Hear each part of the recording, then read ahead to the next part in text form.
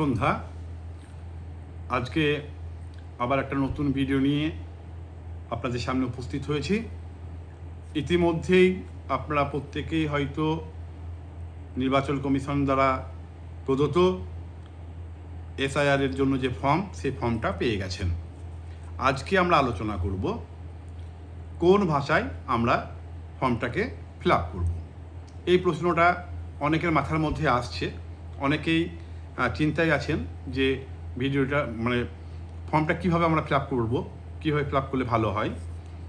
এক্ষেত্রে আপনাদের সুবিধার জন্য বলে রাখি, এই যে ফর্মটা দেখছেন এবং এই ফর্মটার আমরা যদি এটাকে এ পার্ট, তারপরেরটাকে বি পার্ট এবং তারপরেরটাকে সি পার্ট হিসাবে ধরি, তাহলে আপনারা প্রত্যেকেই জানেন এ পার্টে শুধুমাত্র একটা ছবি, রঙিন ছবি এখনকার তোলা, সেটা আমরা এখানে লাগাচ্ছি।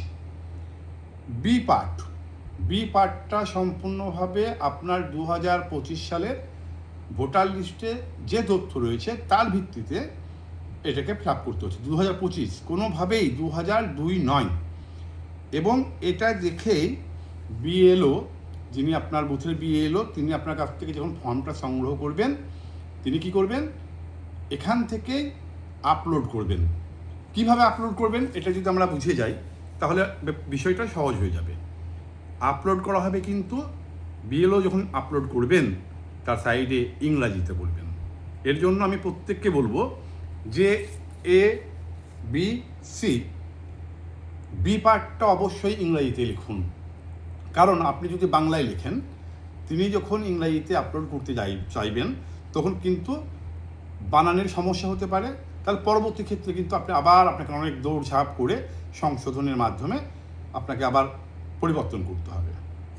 তাহলে আমরা একটা বিষয় পরিষ্কার হয়ে গেলাম যে ফর্মের বি পার্ট, সেটা আমরা ইংরাজিতে ফিল আপ করব যাতে আমাদের কোনো সমস্যা না হয়। সি পার্ট, যেখানে 2002 সালের বিভিন্ন তথ্য দিতে হচ্ছে, এখানে আপনি বাংলায় ফিল আপ করুন, কোনো সমস্যা নেই। আবার বলছি, আপনি ওপরটা ইংরাজিতে ফিল আপ করলেন, নিচেরটা বাংলায় ফিল আপ করলেন, কোনো সমস্যা হবে না এবং সেক্ষেত্রে আপনার সুবিধা হবে। কারণ লিঙ্কেজটা করতে গিয়ে বিএলওর কোনোভাবেই 2002-এর এই বিষয়টা তাকে তুলতে হচ্ছে না, তিনি আপলোড করে দিচ্ছেন টোটালি, কিন্তু হাতে লিখে তুলতে হচ্ছে বি পার্ট, যেখানে আপনার নাম, আপনার আধার কার্ড নাম্বার, মোবাইল নাম্বার, বাবার নাম, এগুলো সমস্ত ইংরাজিতে লিখুন। এবং যখন কোনো ডিজিট লিখবেন এই ফর্মের মধ্যে, যেখানে ডিজিটের কথা থাকবে বাংলায় লিখবেন না, সেটা অবশ্যই ইংরাজিতে লিখবেন। তাহলে একটা বিষয় পরিষ্কার হয়ে যাচ্ছে আমাদের কাছে। আমরা অনেকে ভাবছি হয়তো ইংরাজিতে যদি ফিল আপ করি সম্পূর্ণ ইংরাজিতে ফিল আপ করতে হবে, যদি বাংলায় ফিল আপ করি সম্পূর্ণ বাংলায় ফিল আপ করতে হবে। এটা কোনো বিষয় নয়। আপনি বি পার্ট ইংরাজি এবং সি পার্ট বাংলায় ফিল আপ করতে পারেন, এবং সেটাই হবে সবচেয়ে যথাযথ। কারণ যেহেতু এই বি পার্ট ধরেই নতুন এপিক আমাদের বাড়িতে আসবে, তাহলে বানান আপনি যদি সঠিকভাবে লিখে যান তাহলে সমস্যা হবে না। যদি বাংলায় লিখেন, ইংরাজিতে তুলতে গিয়ে বিএলও সাহেব উচ্চারণগত সমস্যা হয়ে দেখা যেতে পারে যে সমস্যা হচ্ছে। এক্ষেত্রে আমরা তাহলে মাথায় রাখবো, বি পার্ট প্রথমটা আমরা ছবির পরে যে অংশটা রয়েছে সেটা কিন্তু আমরা ইংরাজিতে ফিল আপ করবো। এবং যেখানে 2002 সালের তথ্য দিতে হচ্ছে, যদি আপনার নাম থেকে থাকে বা যদি না থাকে, এটা আপনি বাংলা ইচ্ছে হলে বাংলা দিতে পারেন, ইংরাজিতেও দিতে পারেন, কিন্তু আমি বলবো এটা বাংলায় আপনি দিন। বাংলা দিলে আপনাদের সুবিধা হবে। এটা আজকে ফর্মের বিষয়টা গেল। তারপরে যে বিষয়টা আপনাদের মাথায় রাখতে হবে, এটা কিন্তু খুবই গুরুত্বপূর্ণ। আপনারা কি করবেন, যখন ফর্মটা জমা দিচ্ছেন বিএলও সাহেবকে, তখন কিন্তু অবশ্যই আপনার কাছে যে রিসিপ্ট কপি থাকছে সেখানে বিএলওর সিগনেচার এবং তিনি স্টাম্প দেবেন এবং তার ব্যাচ নাম্বারটা লিখে দেবেন।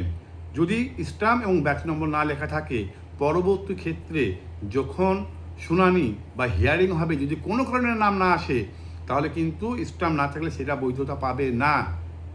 পরিষ্কারভাবে শুনে রাখুন।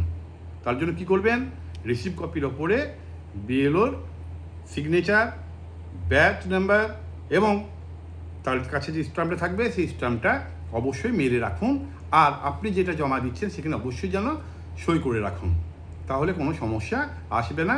আমি আবার বলছি, বাংলা এবং ইংরাজি দুটো মিলিয়ে ফর্ম ফিল আপ করতে পারবেন, কোনো সমস্যা আসবে না। বি পার্ট ইংরাজি করুন এবং সি পার্ট শেষেরটা আপনি বাংলায় করুন, তাতে ভুলের সম্ভাবনা কমে যাবে, আমাদের সমস্যাও হবে না এবং নতুন যে এপিক আমরা পাবো সেটা আমরা যথাযথভাবেই পাবো। সকলেই সুন্দরভাবে ঠান্ডা মাথায় আতঙ্কিত না হয়ে আপনারা ফর্ম ফিল আপ করুন। ধন্যবাদ। শেষে একটাই অনুরোধ, যদি আমার ভিডিও আপনাদের ভালো লাগে তাহলে অবশ্যই লাইক করবেন, কমেন্ট করবেন, সাবস্ক্রাইব করবেন এবং শেয়ার করবেন। ভালো থাকুন, সুস্থ থাকুন।